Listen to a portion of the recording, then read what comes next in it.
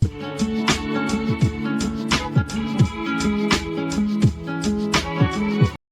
friends, welcome to Sai Agnesh creation. நம்ம part 1 வீடியோவோட continuation தான் இது. பார்ட் 1ல் நம்ம வந்து ஈத்தர்நெட் கேபிள் கேட்டகரி இம்ப்ரூவ் ஆக அதோட கம்யூனிகேஷன் ஸ்பீடு வந்து எப்படி இம்ப்ரூவ் ஆகுது, என்னென்னலாம் அதுக்கு யூஸ் பண்ணுறாங்க அப்படின்னு பார்த்தோம். இப்போ இந்த வீடியோவில் நம்ம என்னென்ன காம்பினேஷன்லாம் நம்ம வந்து ஒயரிங் பண்ணலாம் அப்படிங்கிறது பார்ப்போம். பார்ட் 1 வீடியோவோட லிங்க் வந்து டிஸ்கிரிப்ஷன் பாக்ஸில் கொடுத்துருக்கேன், செக் பண்ணி பார்த்துக்கோங்க. இப்போ ஈத்தர்நெட் ஸ்பீடை பற்றிலாம் பார்த்துட்டோம். இப்போ பேசிக்கான விஷயங்கள் இதுதான் வந்து நம்ம நம்மளோட சிஸ்டத்தில் யூஸ் பண்ணக்கூடிய ஈத்தர்நெட் கார்டு வந்து அவுட்டரில் வந்து நமக்கு வெறும் போர்ட் மட்டும் தான் தெரியும். இன்பில்டாக அந்த கார்டு வந்துருக்கும். இந்த கார்டோட ரேட்டிங் வந்து பார்த்திங்கன்னா 10, 100, 1000 அப்படின்ட்டு ரேட்டிங் மாதிரி கொடுத்துருப்பாங்க. இது என்னென்னா இது எவ்வளோ ஸ்பீடில் வந்து டேட்டா வந்து ட்ரான்ஸ்ஃபர் பண்ணணும், என்னென்ன ரேட்டிங்கில் உள்ள நம்ம கம்யூனிகேஷன் டிவைசஸை வந்து அக்செப்ட் பண்ணிக்கிடும் டேட்டா ஸ்பீடு அப்படிங்கிறது தான் வந்து இது வந்து குறிக்குது. இதில் அவுட்டரில் வெளியில் பார்த்திங்கன்னா 2 LED இருக்கும். இந்த 2 LEDயோட யூசஸ் பார்த்திங்கன்னா ஒன்று வந்து ஈத்தர்நெட் கேபிள் வந்து கனெக்டிவிட்டி, அதோட ஆக்டிவிட்டி வந்து ஈத்தர்நெட் கேபிள் கனெக்ஷனில் தான் இருக்குது, லைவ் கனெக்ஷனில் தான் இருக்குது அப்படிங்கிறதையும், இன்னொன்று வந்து அது வந்து என்ன டைப் ஆஃப் ஸ்பீடில் வந்து கனெக்ட் ஆகிருக்கு. எக்ஸாம்பிளுக்கு 10 Mbps, 100 Mbps, அடுத்து வந்து 1 GB/s அப்படிங்கிறத வந்து இந்த எல்இடி வந்து நமக்கு டிசைட் ஆகும். இது வந்து manufacturer to manufacturer, device to device வந்து மேபி இந்த எல்இடியோட கலர் வந்து மாறுபடலாம். ஆனால் ஒன்று வந்து நமக்கு நெட்வொர்க் கனெக்டிவிட்டியாகவும், ஒன்று வந்து அதோட ஸ்பீடை வந்து நமக்கு வந்து காண்பிக்கிற மாதிரி இருக்கும். இப்போ நம்மளோட ஈத்தர்நெட் கேபிள்ஸை வந்து கிரிம் பண்ணுறதுக்கு நம்ம அந்த 2 விதமான டூல் வந்து யூஸ் பண்ணுறோம். இது வந்து நம்மளோட RJ45 ரெஜிஸ்டர்டு ஜாக் 45 இன்டர்ஃபேஸை வந்து மேல் ஜாக்கை வந்து கிரிம் பண்ணுறதுக்கு இந்த மாதிரி டூலும் வந்து ஃபீமேல் ஜாக்கு கிரிம் பண்ணுறதுக்கு இந்த மாதிரி டூலும் வந்து யூஸ் பண்ணுறோம். இதோட எப்படி கிரிம் பண்ணுறதுங்கிற வீடியோ வந்து நான் டிஸ்கிரிப்ஷனில் கொடுக்கேன். டேரெக்டாக அந்த டூலோட மேனுஃபேக்சரர் வெப்சைட்லேயே இருந்து நம்ம வந்து எப்படி கிரிம் பண்ணுறதுன்னு தெளிவாக தெரிஞ்சுக்கிடலாம். இப்போ இந்த கிரிம் பண்ணும்போது நம்ம வந்து கன்சிடர் பண்ணக்கூடிய அந்த ஒயரிங் மெத்தட்ஸை பற்றி நெக்ஸ்ட் செக்மெண்ட்டில் பார்ப்போம். இப்போ நம்ம ஈத்தர்நெட் கேபிளில் கிரிம் பண்ண போகிறோம் அப்படின்னு பார்த்தீங்கன்னா அதில் வந்து 2 விதமான ஒயரிங் வந்து ஒன்று இருக்குது. ஒன்று வந்து ஸ்ட்ரெயிட் த்ரூ, ஒன்று வந்து கிராஸ் ஓவர். அந்த ஸ்ட்ரெயிட் த்ரூ வந்து T-568A அப்படின்னு சொல்லுவோம். அதாவது ஸ்ட்ரெயிட் த்ரோ வந்து 2 எண்ட்லேயும் வந்து ஒரே configuration, either T-568A R T-568B அப்படிங்கிற கான்ஃபிகரேஷனில் 2 எண்டும் இந்த எண்டும் ஒரே கான்ஃபிகரேஷனில் நம்ம வந்து கிரிம் பண்ணியிருந்தோம்னா அது வந்து ஸ்ட்ரெயிட் த்ரூ அப்படின்னும், இல்லை இதில் வந்து 568A இதில் வந்து 568B அப்படின்னு நம்ம கிரிம் பண்ணியிருந்தோம்னா அதோட கான்ஃபிகரேஷன் பேர் வந்து கிராஸ் ஓவர் கேபிள் அப்படின்னும் நம்ம வந்து டிஃபைன் பண்ணோம். இது ரெண்டுக்கும் என்ன வித்தியாசம் அப்படின்னு பார்த்தீங்கன்னா, இந்த 568A வந்து நம்ம கிரிம் பண்ணும்போது நம்மளோட இந்த க்ரீன் அண்ட் க்ரீன் டாட்டட் பேர் வந்து ஃபஸ்ட் அண்ட் செகண்ட் பின்னில் இருக்கும். இதே வந்து 568B நம்ம கிரிம் பண்ணும்போது orange dotted and dark orange pin cables வந்து ஃபஸ்ட் அண்ட் செகண்ட் பின் வந்து நம்ம கன்வீட்டாக இருக்கும். இதனால் நமக்கு என்ன சேஞ்ச் ஆகும் அப்படின்னா, நம்ம ஒரு எண்ட்லேருந்து இன்னொரு எண்டு கம்யூனிகேட் பண்ணும்போது அதோட டிரான்ஸ்மிட் அண்ட் ரிசீவிங் சிக்னல்ஸோட பொலாரிட்டி வந்து நமக்கு வந்து சேஞ்ச் ஆகி கிடைக்கும். சரியா? இப்படி சேஞ்ச் ஆகி கிடைக்கிறதோட அப்ளிகேஷன் என்ன அப்படிங்கிறது அடுத்து பார்ப்போம். இதுதான் வந்து அதோட ப்ரீஃப் இமேஜ்.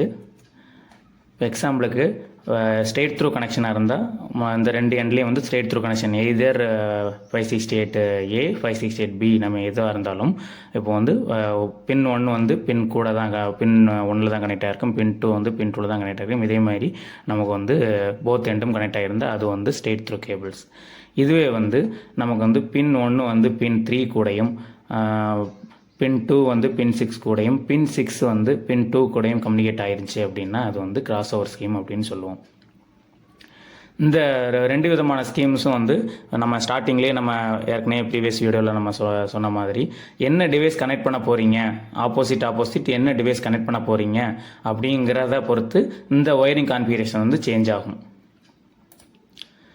இப்போ பார்த்தீங்கன்னா, இப்போ வந்து 2 PC வச்சுருக்கீங்க, ரெண்டுமே வந்து சேம் டிவைஸு. இந்த 2 டிவைஸையும் வந்து நீங்கள் வந்து ஒரு ஈத்தர்நெட் கேபிளால் கம்யூனிகேட் பண்ணணும் அப்படின்னா உங்களுக்கு வந்து என்ன கேபிள் யூஸ் பண்ணலாம் என்ன ஒயரிங் கான்ஃபிகரேஷன் உள்ள கேபிள் யூஸ் பண்ணலாம் அப்படின்னு பார்த்தீங்கன்னா நம்ம வந்து கிராஸ் ஓவர் கேபிளுக்கு வந்து யூஸ் பண்ணணும். ஏன் அப்படின்னு பார்த்தீங்கன்னா நம்ம 2 பிசியோட டெர்மினல்ஸ்லையும் பார்த்தீங்கன்னா ஃபீமேல் ஜாக்கில் வந்து டிஎக்ஸ்ஆர்எக்ஸ் தான் நம்ம ஒயரிங் கான்ஃபிகரேஷன் படி வந்து ஃபீமேலில் க்ரீம் பண்ணியிருப்பாங்க.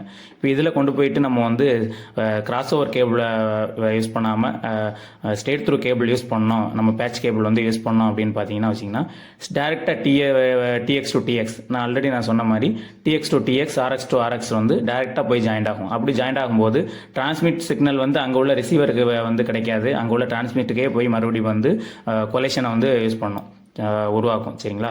அதுக்கு என்ன பண்ணணும், என்ன பண்ணியிருக்காங்க அப்படின்னா இந்த கிராஸ் ஓவர் கேபிள் வந்து நம்ம யூஸ் பண்ணணும். சேம் டிவைசஸாக இருந்தால் நம்ம கிராஸ் ஓவர் கேபிள், அதாவது 568B அந்த ஒயரிங் ஸ்கீம் மூலமாக பண்ணியிருக்கக்கூடிய அந்த மாதிரி கேபிள் வந்து யூஸ் பண்ணணும். அப்படி பண்ணும்போது என்ன ஆகும்னா, இப்போ எக்ஸாம்பிளுக்கு PC 1ல் உள்ள டிஎக்ஸ்டி டெர்மினல் வந்து நமக்கு வந்து பின் 3ல் போய் கனெக்ட் ஆகும். அப்படின்னு பார்த்தீங்கன்னா பின் 1 வந்து நமக்கு வந்து டிஎக்ஸ்டி இருந்துச்சுன்னா பின் 3 வந்து ஆர்எக்ஸ்டி, அதாவது டிரான்ஸ்மிட் வந்து ரிசீவ் ஆகும், இந்த பிசிலேருந்து இந்த பிசி வந்து ரிசீவ் ஆகும்.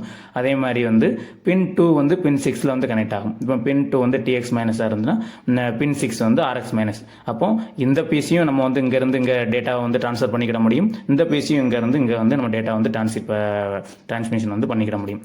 இது வந்து சேம் டிவைசஸாக இருந்தால் நம்ம வந்து கிராஸ் ஓவர் கேபிள் வந்து யூஸ் பண்ணணும். அதுக்கான டீட்டெயில்ஸ் வந்து இப்போ பார்க்கலாம்.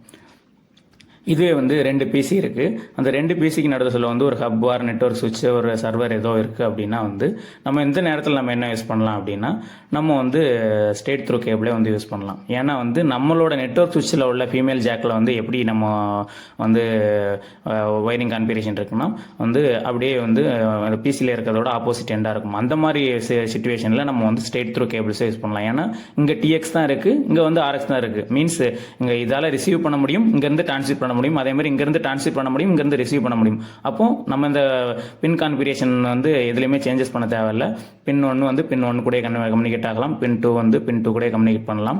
அந்த மாதிரி சிச்சுவேஷனில் நம்ம வந்து ஸ்ட்ரெயிட் த்ரூ கேபிள்ஸ் வந்து யூஸ் பண்ணலாம். அதாவது சேம் டிவைசஸாக இருந்தால் கிராஸ் ஓவர் கேபிள், இன்பிட்வீனில் வந்து நமக்கு நெட்வொர்க் சுவிட்சஸ், நெட்வொர்க்கில் ஒரு சர்வர்ஸ், அதுக்கு வந்து ஹப்பு, இந்த மாதிரிலாம் இருக்குது அப்படின்னா நம்ம வந்து அந்த அதாவது சேம் டிவைசஸ் இல்லாமல் வேறு டிவைசஸாக இருந்தால் நம்ம வந்து ஸ்ட்ரெயிட் த்ரூ கேபிள்ஸ் வந்து யூஸ் பண்ணலாம். சேம் டிவைசஸாக இருந்தால் கிராஸ் ஓவர் கேபிள் தான் வந்து யூஸ் பண்ணலாம்.